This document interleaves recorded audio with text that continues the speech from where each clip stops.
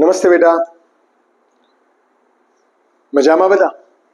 જવાહર નવોદય પ્રવેશ પરીક્ષા પૂર્વ તૈયારી વર્ગની અંદર આપણે વિભાગ 2 ની અંદર 2 ચેપ્ટર આપણે પૂર્ણ કર્યા અંકગણિતમાં, અને આજે આપણે વિભાગ 2 ની અંદર ત્રીજું ચેપ્ટર એટલે કે અપૂર્ણાંક સંખ્યાઓ અને તેના પરની 4 મૂળભૂત ક્રિયાઓ. અગાઉના ચેપ્ટરની અંદર પૂર્ણ સંખ્યાઓ હતી અને તેના પરની 4 મૂળભૂત ક્રિયાઓ એટલે કે સરવાળો, બાદબાકી, ગુણાકાર અને ભાગાકાર. અહીં અપૂર્ણાંક એ પૂર્ણ નથી એવી સંખ્યાઓ, પૂર્ણની સાથે સાથે અપૂર્ણાંક સંખ્યાઓ પણ હોય છે અને તેના પરની પણ 4 મૂળભૂત ક્રિયાઓ એટલે કે અહીં પણ સરવાળો, બાદબાકી, ગુણાકાર અને ભાગાકાર અહીં આપણે કરવાનું છે. તો સૌથી પહેલા આપણે પ્રકરણની શરૂઆત કરીએ એ પહેલા કેટલીક મહત્વની બાબતોની ચર્ચા કરી દઈએ કે આ પ્રકરણની અંદર શું યાદ રાખવાનું છે, મહત્વના મુદ્દા, જેથી આ ચેપ્ટરના દાખલા આપણને સરળતાથી આવડી જાય. તો આપણે ચર્ચા કરીએ છીએ. શરૂઆતમાં બરાબર ધ્યાન રાખજો. સૌથી પહેલા મહત્વના મુદ્દાની અંદર હું વાત કરું અપૂર્ણાંક. અપૂર્ણાંક એટલે શું? તો જે પૂર્ણ નથી એ કોઈ પણ એક વિગત હોય, દાખલા તરીકે આ ગોળ મેં કર્યો, એ ગોળ આખું છે પરંતુ અહીં મેં 2 અડધા અડધા ગોળ કર્યા એટલે કે એ પૂર્ણ નથી, અડધા અડધા, 1/2, જેને આપણે ધોરણ 4, 5 ની અંદર ક્યાંક ના ક્યાંક આપણે શીખી ગયા કે અપૂર્ણાંક કોને કહેવાય. 1/2, 1/3, 3/4 આની વ્યાખ્યાઓ આપણે જાણીએ છીએ. તો હવે આગળ વધીએ મહત્વના મુદ્દાની અંદર. તો સૌથી પહેલો અપૂર્ણાંકમાં છેદમાં લખેલી સંખ્યા એટલે કે અહીં હું લખું છું 1/2, તો છેદમાં લખેલી સંખ્યા વસ્તુના કેટલા સરખા ભાગ કર્યા છે, કેટલા સરખા ભાગ કર્યા છે તે દર્શાવે છે. એનો મતલબ કે અહીં જ્યારે મેં 1/2 લખ્યું તો એનો મતલબ કે કોઈ પણ વસ્તુના 2 સરખા ભાગ કર્યા. અપૂર્ણાંકમાં અંશમાં લખેલી સંખ્યા, અંશ એટલે કે ઉપર, આ નીચે શું કહીશું? આને છેદ કહીશું અને ઉપર અંશ કહીશું. એ આપણે ધોરણ 5 ની અંદર શીખી ગયા છીએ. તેમ છતાં અહીં આપણે એનું પુનરાવર્તન કરીશું. સરખા ભાગ પૈકીના કેટલા ભાગ છે લેવામાં આવે છે તે દર્શાવે છે. એટલે કે ઉપર 2 ભાગ કર્યા, 2 માંથી 1 ભાગ, 2 માંથી 1 ભાગની અંદર કલર કરેલો છે અથવા લાઈન દોરેલી છે, ઘાટું કરેલું છે, એવું આપણે શીખી ગયા છે. અહીં ફરીવાર એક ઉદાહરણ આપું. અહીં 2/5 કુલ 5 ભાગ, નીચે છેદ 5 ભાગ અને તે પૈકીના 2 ભાગ, એનો મતલબ કે ઉપરનો અંશ જે તે પૈકીનો ભાગ દર્શાવે, 5 ભાગમાંથી 2 ભાગ, એવું આને કહી શકાય. અને 2/5 આપણે વંચાણમાં લેવાય. ત્યારબાદ બીજો ટોપિક સમછેદી અપૂર્ણાંક.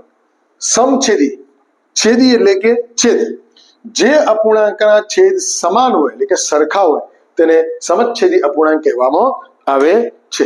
અહીં તમે જોઈ શકો છો કે 2/5 તો નીચે 5, 3/5 તો નીચે 5, 8/5 તો નીચે 5. આ જ રીતે કોઈ પણ અપૂર્ણાંક લખીએ તો જેના છેદ સરખા હોય એને સમછેદી અપૂર્ણાંક કહેવાય. આ બરાબર યાદ રાખવાની બાબત છે, યાદ રાખજો.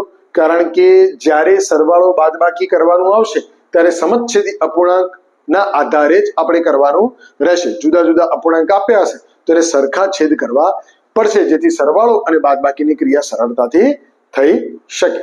જોઈએ આગળ વિષમછેદી એટલે કે જેના છેદ સરખા નથી એટલે કે અલગ અલગ હોય તેવા અપૂર્ણાંકોને વિષમછેદી અપૂર્ણાંક કહેવામાં આવે છે. દાખલા તરીકે તમે અહીં જોઈ શકો છો 5/7 તો અહીંયા 7 છેદમાં આવે, 7/5 તો અહીંયા 5 છેદમાં છે, 8/4 તો અહીંયા 4 છેદમાં છે. એટલે કોઈ પણ અપૂર્ણાંકના છેદની સંખ્યા એટલે કે નીચેની સંખ્યા એક જ સમાન નથી, માટે જુદી જુદી છે એટલે એને વિષમછેદી. જો એક જ જેવી હોત તો એને સમછેદી અપૂર્ણાંક કહી શકાય.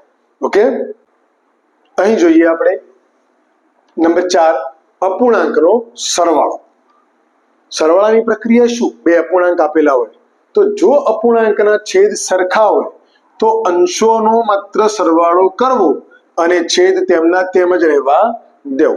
એટલે કે દાખલા તરીકે આપણે અહીંયા જોઈએ 2/6 વત્તા 1/6 આપેલો હોય તો તમે અહીંયા જોઈ શકો બંનેનો છેદ કેવો છે? સરખો, 6 છે.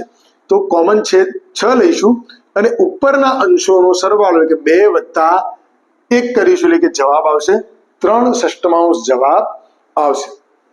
બસ આ જ પ્રક્રિયા બાદબાકીમાં પણ આ જ રીતની છે. જો બાદબાકી કરવી હોય, છેદ સરખા હોય, તો ઉપર આપેલા અંશોની બાદબાકી કરીશું તો એનો પણ જવાબ આ જ રીતે મળી રહેશે. એ રીતે જો અપૂર્ણાંકના છેદ સમાન ન હોય, એટલે કે છેદ સરખા ન હોય, વિષમછેદી હોય, તો સૌ પ્રથમ તેમના છેદ સરખા કરવા પડશે અને ત્યારબાદ સરવાળાની કે બાદબાકીની પ્રક્રિયા કરવી પડે. ઉદાહરણ તરીકે આપણે જોઈએ, અહીંયા 3/4 અને 2/3 આપેલા છે, જેમાં તમે જોઈ શકો છો બંનેના છેદ કેવા છે, અલગ અલગ. તો બંનેના છેદ સરખા કરવા હોય તો શું કરવાનું?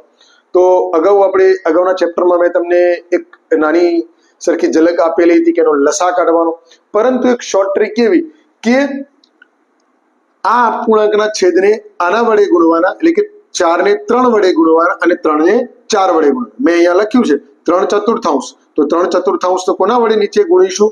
3 વડે. તો 3 ચોક 12 થશે.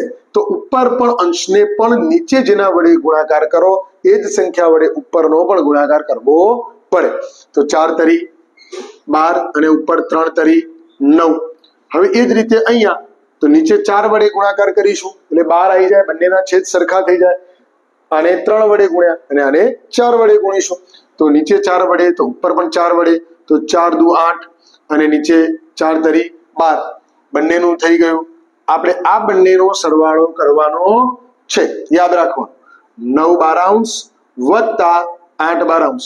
તમે અહીંયા જોઈ શકો છો બંનેના છેદ કેવા થઈ ગયા? સમાન.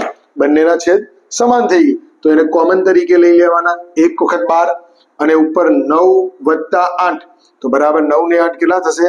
17/12. આ આપણો જવાબ આવી ગયો.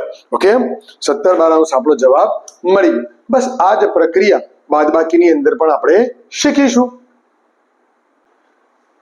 આપણે સરવાળાની પ્રક્રિયા શીખ્યા, હવે અપૂર્ણાંકના બાદબાકીની પ્રક્રિયા શીખીશું. તો એમાં પણ એવું જ, જો અપૂર્ણાંકના છેદ સરખા હોય તો તેમના અંશોની બાદબાકી કરવી અને છેદ એમના એમ જ રહેવા દેવો. તો કેવી રીતે? તો દાખલા તરીકે અહીંયા 2 ષષ્ઠમાંશ અને 1 ષષ્ઠમાંશ વચ્ચે બાદબાકી છે, તો છેદ કોમન, બંનેનો 6 એટલે કે સમાન થઈ ગયા. તો 2 ઓછા 1 બરાબર શું જવાબ આવશે? 2 માંથી 1 જશે તો 1 ષષ્ઠમાંશ જવાબ આવશે. આ રીતે આપણે બાદબાકીની પ્રક્રિયા પણ કરી શકીએ છીએ. એ જ રીતે જો અપૂર્ણાંકના છેદ સમાન ન હોય તો સૌપ્રથમ શું કરવાનું? અગાઉ આપણે શીખ્યા સરવાળામાં એમ જ છેદ સમાન કરવા પડે, ત્યારબાદ બાદબાકીની પ્રક્રિયા કરવી પડે. તો અહીં તમે જોઈ શકો છો તો બંનેના છેદ કેવા છે? અલગ અલગ. તો અગાઉ જેમ ઉદાહરણ લીધું એ જ ઉદાહરણ રીતે 3 ને આના વડે ગુણીશું અને 4 ને આના વડે ગુણીશું. તો સૌપ્રથમ 3/4 ગુણ્યા નીચે છેદમાં 3 તો ઉપર પણ 3, તો 3 તરી 9 અને નીચે 4 તરી 12. આ એક થયો, બરાબર. એ જ રીતે આપણે બીજો જોઈએ. બીજો કોણ છે? 2/3. તો એને 4 વડે ગુણીશું નીચે છેદમાં, તો ઉપર પણ 4 વડે, તો 4 દુ 8 અને નીચે 4 તરી 12. આ બંને થઈ ગયા. આપણે કયા લેવાના છે? આ મિત્રો યાદ રાખવાનું બેટા, દરેક એ આપણે આ બંનેની પ્રક્રિયા કરવાની છે. કઈ પ્રક્રિયા છે? બાદબાકીની. તો સૌથી પહેલા 9/12 મૂકીશું, ઓછા 8/12 મૂકીશું. અહીં તમે જોઈ શકો છો બંનેના છેદ સમાન છે, માત્ર એટલે અહીં 12 લખીશું અને ઉપરના અંશોની માત્ર બાદબાકી કરીશું. 9 માંથી 8 જાય કેટલા વધશે? 1/12. આપણો જવાબ મળી ગયો. જેમ સરવાળાની પ્રક્રિયા હતી એ જ રીતે બાદબાકીની પ્રક્રિયા બિલકુલ સહેલી પ્રક્રિયા છે. માત્ર એક વખતે ધ્યાનથી યાદ રાખવાની એની જરૂરિયાત છે. ઓકે, આપણે અપૂર્ણાંકના સરવાળા અને બાદબાકીની પ્રક્રિયા કેવી રીતે કરવી એ શીખી ગયા. હવે અપૂર્ણાંકના ગુણાકારની વાત કરીએ. તો ગુણાકાર કરતી વખતે શું કરવાનું? તો ગુણાકાર કરતી વખતે અંશોનો ગુણાકાર અંશના જ સ્થાને અને છેદોનો ગુણાકાર છેદના જ સ્થાને કરવામાં આવે છે.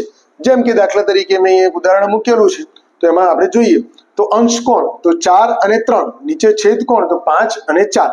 4 પંચમાંશ અને 3 પંચમાંશ. તો અંશોનો ગુણાકાર અંશના સ્થાને, તો 4 ગુણ્યા 3 એટલે અંશના સ્થાને મૂક્યા. છેદોનો ગુણાકાર છેદના સ્થાને, તો 5 ગુણ્યા 4 મૂક્યા. તો હવે આપણે બરાબર કરીશું. 4 તરી 12 અને 5 ચોક 20. આ રીતે એનો જવાબ આપણને મળી જાય.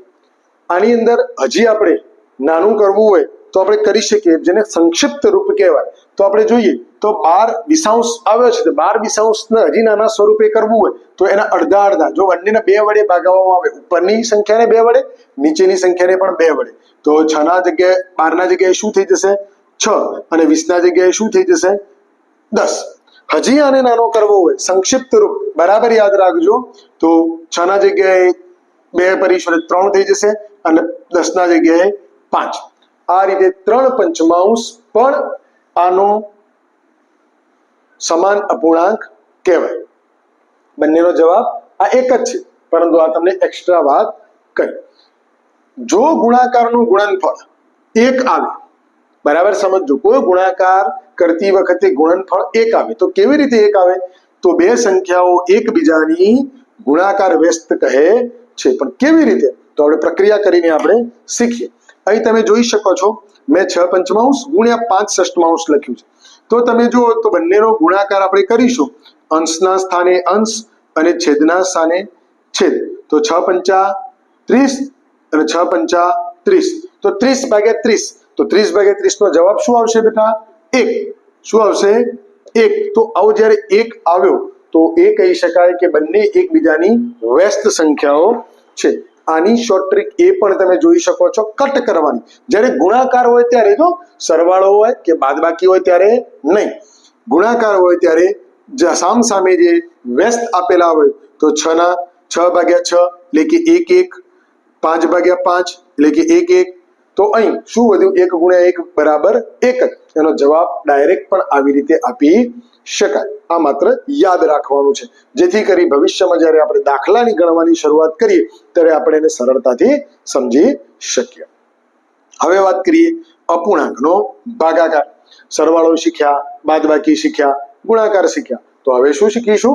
ભાગાકાર. જે અપૂર્ણાંક વડે, બરાબર સમજો, જે અપૂર્ણાંક વડે ભાગવામાં આવે છે તેને, એટલે કે ભાજક જે ભાજક છે તેને ગુણાકાર વ્યસ્ત વડે પ્રથમ અપૂર્ણાંકને ગુણવામાં આવે છે. બરાબર વાક્ય રચના સમજવાની. તમને સિમ્પલ ભાષામાં સમજાવું. અહીં 5 નવમાંશ ભાગ્યા 4 સપ્તમાંશ આપેલો છે. તો એવું કે છે કે 5 નવમાંશને 4 સપ્તમાંશ વડે ભાગવાના. તો અહીં એવું આપણે કહીએ કે જે અપૂર્ણાંક વડે ભાગવામાં આવે છે, એટલે કે આને 4 સપ્તમાંશ, તેને ગુણાકાર વ્યસ્ત વડે પ્રથમ અપૂર્ણાંકને ગુણવામાં આવે. તો પ્રથમ અપૂર્ણાંક કોણ? 5 નવમાંશ. અને આનો ગુણાકાર વ્યસ્ત એટલે કેવો? ગુણાકાર કરીએ તો જે અંશ છે એ છેદ બની જશે, અને જે છેદ છે એ અંશ બની જશે, એટલે કે 7/4 થઈ જશે. જે તમે જોઈ શકો છો, 4 સપ્તમાંશનું શું થયું? 7/4. હવે બની ગઈ એકદમ સિમ્પલ પ્રક્રિયા. અંશોનો ગુણાકાર અંશમાં અને છેદનો ગુણાકાર છેદમાં. 5 ગુણ્યા 7 અને નીચે 9 ગુણ્યા 4, 5 × 35 અને 9 ચોક 36. આપણો જવાબ આવી ગયો. આ આપણો જવાબ. આને ભાગાકાર પણ કહેવાય. ભાગાકાર કહીશું એટલે કે આ રીતના ભાગાકાર કરવા જઈએ એટલે કે ગુણાકાર વ્યસ્ત કરી દેવાનો અને ભાગાકાર બહુ સરળતાથી થઈ જાય. આગળ જોઈએ, બહુ સરસ મજાની યાદ રાખવાની બાબત. જો અપૂર્ણાંકના અંશમાં, અંશ એટલે કે ઉપર, 0 હોય તો તેનું મૂલ્ય 0 થાય. એનો મતલબ કે દાખલા તરીકે અહીં હું ઉદાહરણ તરીકે લખું છું. દાખલા તરીકે 0 પંચમાંશ હોય તો 0 ને 5 વડે ભાગીએ તો જવાબ શું આવે? 0 જ આવે. 5 ના ઘડિયામાં 0 ક્યારે? તો 5 0 0. માટે આનો જવાબ 0 હોય છે. એ યાદ રાખવાનું. મેં અહીંની સંકલ્પના તમને ઉદાહરણ તરીકે સમજાવ્યું. ઓકે. આપણે બેટા અપૂર્ણાંકની અંદર સરવાળાની પ્રક્રિયા, બાદબાકીની પ્રક્રિયા, ગુણાકારની પ્રક્રિયા અને ભાગાકારની પ્રક્રિયા કેવી રીતે કરવી તે જાણ્યું. હવે અપૂર્ણાંક એટલે કે જે અપૂર્ણ છે, જે પૂર્ણ નથી, એવા અપૂર્ણાંકના પ્રકાર કયા કયા એના વિશે આપણે અભ્યાસ કરીશું. તો અહીંયા તમે જોઈ શકો છો અપૂર્ણાંકના પ્રકાર. અપૂર્ણાંકના મુખ્ય 3 પ્રકાર છે અહીંયા: અંશાધિક, છેદાધિક અને પૂર્ણાંક, જેને આપણે બહુ સરળ રીતે આપણે શીખીશું. અંશાધિક, અંશ અને છેદ. છેદ એટલે કે આ અપૂર્ણાંકને ઇંગ્લિશમાં ફ્રેક્શન કહે છે, જેમાં છેદને ડિનોમિનેટર્સ અને અંશને ન્યુમિનેટર્સ તરીકે આપણે ઓળખીએ છીએ. અહીં બરાબર યાદ રાખો, અંશ અધિક, જેની ઉપરની સંખ્યા અંશ અધિક હોય એટલે કે છેદ કરતા અંશ મોટો હોય તેને અંશાધિક અપૂર્ણાંક કહે છે. અને જેને બીજી ભાષામાં અશુદ્ધ, બીજો સિનોનિયમ્સ વર્ડ એટલે કે સમાનાર્થ અશુદ્ધ અપૂર્ણાંક કહે છે. હવે અહીં તમે જ્યારે અંશાધિક અને તો અહીં કેવી રીતે આપણે ઓળખવું, તો અહીં તમે જોઈ શકો છો. દાખલા તરીકે મેં ઉદાહરણ લખેલું છે, આ પ્રોપર છે. તો અહીં 5/4, 5 અંશ છે, ન્યુમિનેટર્સ છે અને 4 ડિનોમિનેટર્સ છે એટલે કે છેદ છે.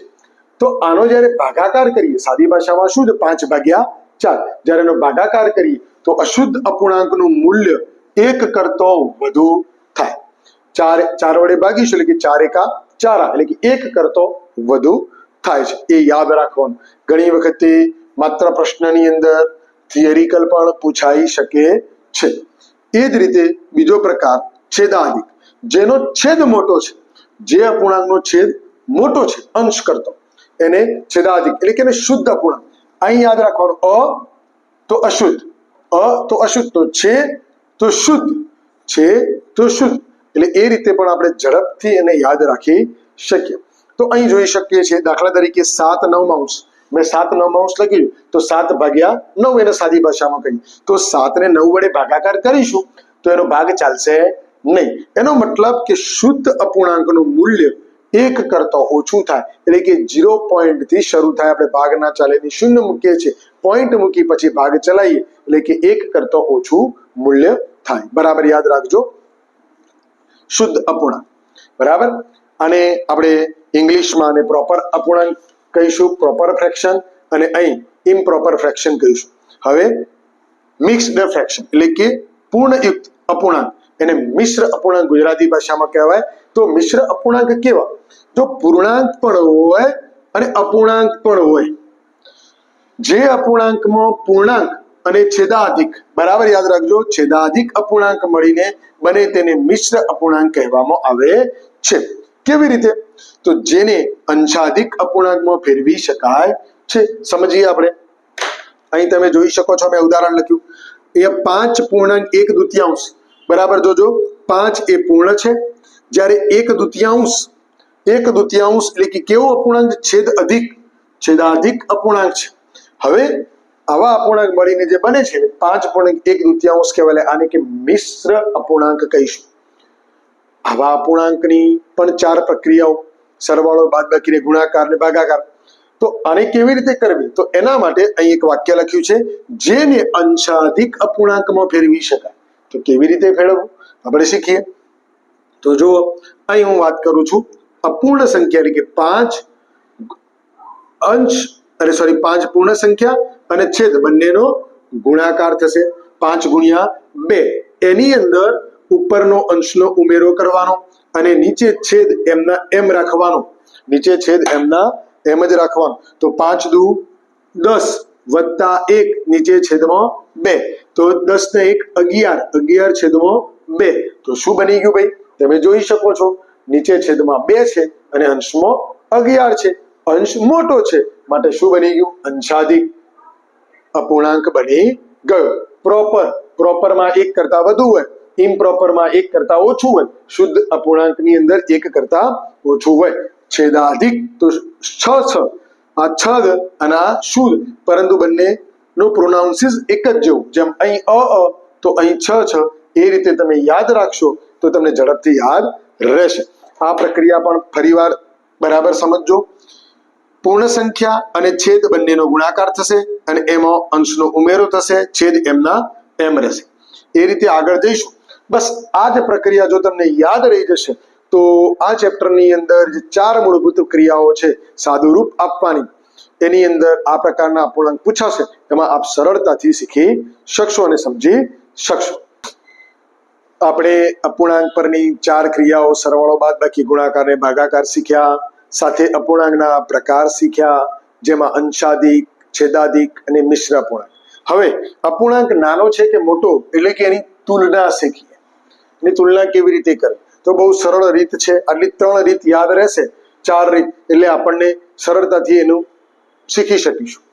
નંબર 1, આપેલા અપૂર્ણાંકનો છેદ સમાન હોય, બરાબર સમજજો, છેદ સમાન હોય પરંતુ અંશ જુદા જુદા હોય ત્યારે અંશ મોટો તે મોટો, નીચેનું સરખું હોય તો ઉપરનો જે મોટું એ મોટો. તો અહીંયા જોઈ શકો છો દાખલા તરીકે 9/11 અને 5/11 બંનેના છેદ સમાન છે, રાઈટ, અંશ જુદા જુદા છે. તો જેનો અંશ મોટો, તો આમાં મોટું કોણ, તો મોટો થશે 9, તો જેનો અંશ મોટો તે અપૂર્ણાંક મોટો. એ જ રીતે એનાથી ઉલટાની વાત કરીએ આપણે નીચે, તો જે અપૂર્ણાંકના અંશ સમાન હોય, આના છેદ સમાન હતા, અહીંયા અંશ સમાન હોય, તો છેદ જુદા જુદા હોય ત્યારે શું વિચારવાનું, અહીં અંશ મોટો હોય તે મોટો, તો અહીંયા છેદ નાનો હોય તે મોટો, અંશ મોટો તે મોટો, છેદ નાનો હોય તે મોટો, બરાબર યાદ રાખજો. તો અહીં દાખલા તરીકે 4/5 અને 4/7 અંશ બંનેના સમાન છે 4, પરંતુ અહીંયા 5 અને 7, સાદી ભાષામાં વાત કરીએ તો 4ના 5 ભાગ પડશે અને 4ના 7 ભાગ પડશે. કોઈ પણ એક કેક હોય, એ કેકના 2 ભાગ કરીએ તો અડધો અડધો ભાગ ભાગમાં, પરંતુ એ જ કેકના જો 4 ભાગ કરીએ તો પાપા ભાગમાં આવે. તો આપણે જાણી શકીએ છીએ કે 1/2 એટલે કે અડધો ભાગ અને 1/4 એટલે કે પા ભાગ, તો કોણ મોટું, તો 1/2 મોટો. તો એ જ રીતે અહીંયા જેનો છેદ નાનો, જેના ભાગ ઓછા પડે એ મોટો, એટલે કે 4/5 મોટો ભાગ થશે. ઓકે, નેક્સ્ટ આગળ જોઈએ. નંબર 3, અપૂર્ણાંકનો છેદ તેના અંશ કરતો એક જ જેટલો વધારે હોય. અપૂર્ણાંકનો એવા અપૂર્ણાંક પણ આવશે કે જેના છેદ એક જ જેવા. તમારે ચડતા ક્રમ અને ઉતરતા ક્રમ એવા દાખલા આવશે ત્યારે આ વસ્તુ તમારે યાદ રાખવી પડશે. જો પરીક્ષામાં પૂછાય તો એનો 1.5 માર્ક જાય નહીં, એના માટે બરાબર તૈયારી કરવી પડશે. તો એક જેટલો વધારે હોય ત્યારે જેનો છેદ મોટો તે સૌથી મોટો, બરાબર સમજો. અંશ એક જ જેટલો વધારે હોય, તમે જોઈ શકો છો છેદ તેના અંશ કરતો એક જેટલો. અહીંયા 5 છે તો છેદ કેટલા છે, 6. અહીં 6 છે તો એના છેદ કેટલા છે, 7. અહીંયા 7 છે તો એના છેદ કેટલા છે, 8. તો આનો મતલબ અંશ કરતો છેદ એક વધારે હોય, તો જેનો છેદ મોટો, એનો મતલબ કે 5ના 6 ભાગ કરવાના, 6ના 7 ભાગ કરવાના અને 7ના 8 ભાગ કરવાના. તો જેમ જેમ આ મોટું થતું જાય તો સૌથી મોટો કયો, તો જેનો છેદ મોટો, તો એ છેદ કોનો મોટો છે, 8. તો આ અપૂર્ણાંક આપણને સૌથી મોટો થાય. એના પછી બીજા નંબરનો, એના પછી પહેલા નંબરનો. ઓકે, એ જ રીતે આગળ વધીએ. જ્યારે અંશ એટલે કે ઉપરની વિગત છેદ કરતો એક જેટલો વધારે હોય, આનાથી ઉલટું, અહીં પણ આનાથી ઉલટું હતું, અહીં પણ આનાથી ઉલટું, ત્યારે જેનો છેદ, અહીંયા જો આ બંનેમાં છેદ જ જોવામાં આવે છે, બંનેમાં શું જોવામાં આવે છે, છેદ. અહીં શું જોવામાં આવતું, છેદ જુદા જુદા, તો અંશ મોટો હોય અને છેદ નાનો હોય એ જોવામાં આવતું, જ્યારે અહીંયા માત્ર છેદ જ જોવામાં આવે છે. જેનો છેદ નાનો તે અપૂર્ણાંક મોટો. કેવી રીતે, તો જેના ભાગ ઓછા થાય એ મોટું થાય, એ વ્યવહારિક વસ્તુ છે.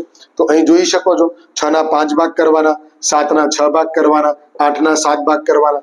એ જ રીતે તો અહીંયા સૌથી મોટું કોણ, તો જેનો છેદ નાનો, તો નાનો કોણ, 6/5. તો 6/5 એ મોટો અપૂર્ણાંક બની જશે. ઓકે, બસ આ જ રીતે બેટા પ્રકરણ 3 ની અંદર મહત્વના મુદ્દા અહીંયા પૂર્ણ થાય છે. તમે સૌ સરસ મજાનો અભ્યાસ કરજો. શક્ય હોય ત્યાં સુધી મેં અગાઉ પણ કહ્યું હતું કે અલગથી એક ચોપડો બનાવી એની અંદર નોટ ઓફ પોઈન્ટ કરજો, લખજો. તમારી બુક તમારી સાથે હશે, એનો પણ સહારો લેજો.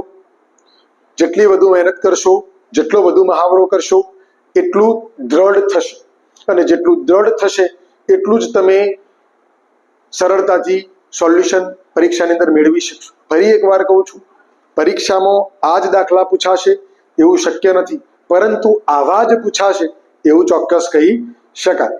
માટે આપણને જો એનો બેઝ આવડતો હશે, એની રીત આવડતી હશે, તો આપણે સરળતાથી દાખલાનું સોલ્યુશન કરી શકીશું. અને ગણિતની અંદર જે 25 માર્કનો વિભાગ છે, 75 માર્કની અંદર 50 માર્ક આકૃતિઓના એટલે કે માનસિક અભિયોગિતા કસોટી અને 25 માર્ક પેરેગ્રાફના, એમ કરીને 75 માર્ક સિવાય બાકીના 25 માર્ક જે ગણિત છે એમાં આપણે વધુ સારો જેટલો સ્કોર કરીશું એટલી આપણને સફળતા ચોક્કસ મળશે.